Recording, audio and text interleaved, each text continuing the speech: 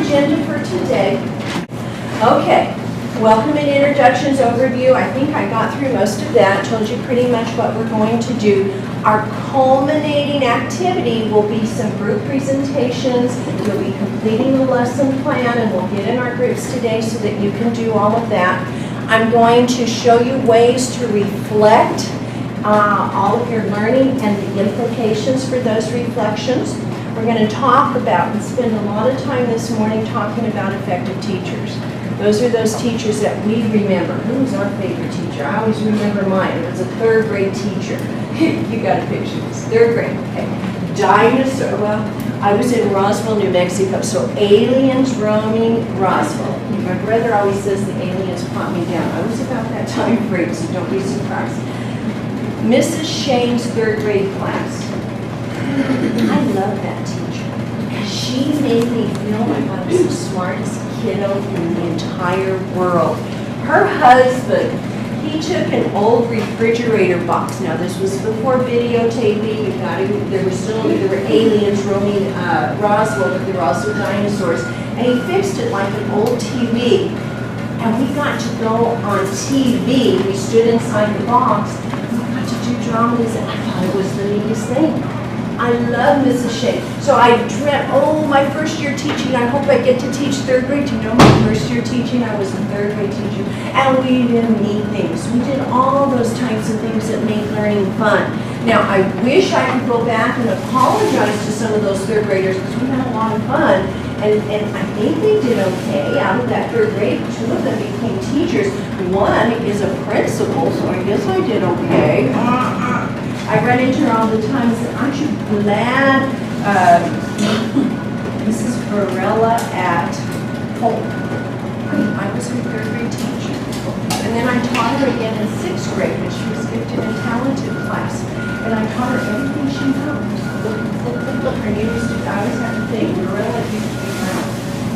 I'm going to show you that. Effective teachers have safe and orderly classrooms to where kids aren't afraid to learn. It's safe, it's orderly. Everything has a meaning and a purpose. We're going to talk about that. We're going to talk about ethics. You know, ethics in today's society, there's kind of, we have to, I went to a graduation last night. You know, to where, you know, you used to sit and watch the graduates, and now it's kind of like, let's eat nachos, let's have popcorn. Things have changed, but within your classroom, there's ethical things that teachers in Texas have to follow. Some of you that may go to New Mexico, you can't change ethics. It's the same thing, but what I shared with you today, or during our sessions, will be based on Texas. You can't change ethics. Ethics are ethics. So we're going to talk about that, because there's a fine line. This past year, I had 2 of my student teachers asked to leave a campus because they were not following ethical guidelines. And so I don't want any of you to end up on a campus and be asked to leave. You're a guest there. So you've got to follow that, and we're going to talk about that in depth. There's some things that are appropriate and some things that are not appropriate. We're going to talk about PPR. How many of you still need to take PPR? Do I have any PPRers? Okay, good. I'm going to show you how that connects with PDAS, with everything that we do in Texas. That's the beauty of Texas. When No Child Left Behind came about, we were already doing a lot of these things. Because remember, George W. was here already in Texas as governor. So when he went to D.C., the feds created No Child Left Behind, which we had already kind of done. And so all of our things have that connectivity. We have the teacher assessment piece, which is your Texas exams. We have, of course, the student piece, which are the STAR or end-of-course exams. And then we have the teacher evaluation piece, which is the PDAS, which is soon going to change to another. But there's only so many ways that you can evaluate a teacher. So I'm going to base it on PDAS because that's the instrument that's out there. We're starting to pilot some new stuff right now. But we're going to work with that. So we're going to look at that connectivity. And then I'm going to catch my breath. You're going to wipe the sweat from your forehead, and we're going to put an end to the day, okay? Does that sound good? Questions, concerns? Y'all are good. Now, on one side, I want you to write reflections. That's going to be where you take all of your notes for the section. One side, you're going to write reflections. That's where you're going to take your notes. So as Mary babbles, as you see something on a slide, anything, you're going to jot down your notes there. Then on the other side are your implications. By knowing the information Mary has given me, what are the implications? How can I use that as a teacher?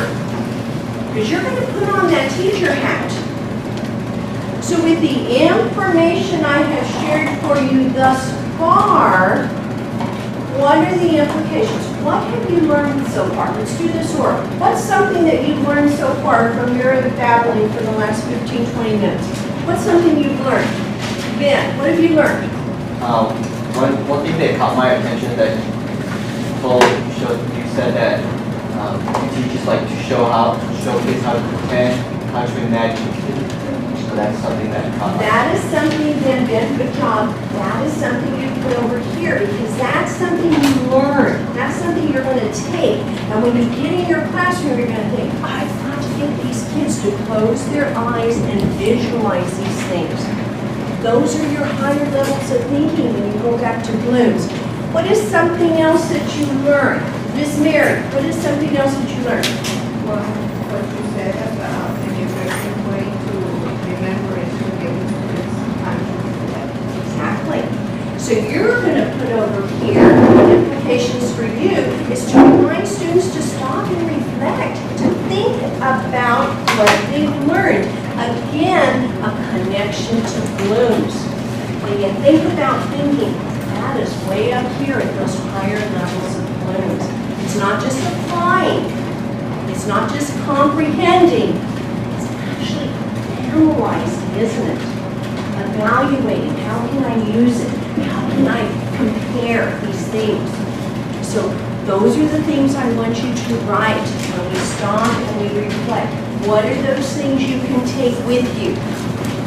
Because how many of you have sat preparing for a class, you're off with your little study buddies, you're sitting there, what did the professor say? And you're just going through that, I know I got it, I know I've got it. And you can't find it. This is a tool, and this is something I used to do with my own students. This is a tool that you just go back, and here's the information right here. It's right here what I want to share, what I want to remember. And so it's an organizational tool, and that's what effective teachers do. They teach kids how to take the information so they can utilize it later on. And so I'm going to do a lot of things with you. Again, I used to have, I think I called it in literature, when I was teaching reading, this was their lit log. They would read so much and kind of summarize, which are the notes, summarize what they read, but then their implications would be, how did it make them feel? Because as kids read, and as kids get feelings about what they read, it becomes theirs. Okay? So I used a lot of that in my own classroom, and this is something that you can use. It's a good tool for kids to stop and think about what they've learned. You see in the little teacher sections of the story, isn't it? It's so true. Teachers change the world one kiddo at a time. I was always drawn to those naughty ones. They always intrigue me. Because you know what? Your bright kiddos really don't need you. You know, and some of you may have been that bright kiddo in the classroom. You didn't need the teacher. You just tell me what I need to do to get through here. But those kiddos that were struggling, generally were struggling because they were naughty. That was their way of compensating. You know, let me try to teach her nuts. That will get me some good, you know, some negative attention. Negative attention is better than no attention at all. So I was always drawn to those kids.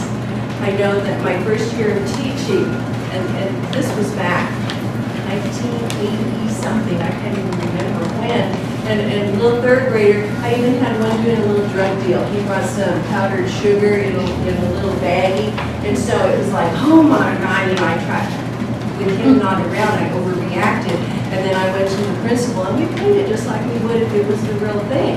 And so, you know, that child, Danny, was his name. I was always drawn to Danny. Smart kid. He's already wheeling and dealing. Let me figure out a way to use that wheeling and dealing for academics. And so I was always drawn to those boys and girls. Because like I said, those other kids didn't need you. This kind of guidance, you were more there to facilitate their learning. You really were a nuisance to their learning because they were way beyond what you were presenting to them. But those other kids, one kiddo at a time. In a typical Texas classroom, you can have 40 kids just like here. But I have 40 of you at 40 different levels. So even though I'm spraying and praying you all get the information, that's one of the teaching strategies you do not want to do. It's called spray and pray. You spray it all out and pray the kids get it. You can't do that with all the different levels. You have to make sure, you have to walk around, you have to make sure everybody's on the same page and getting it. One kiddo at a time. One student at a time, one child.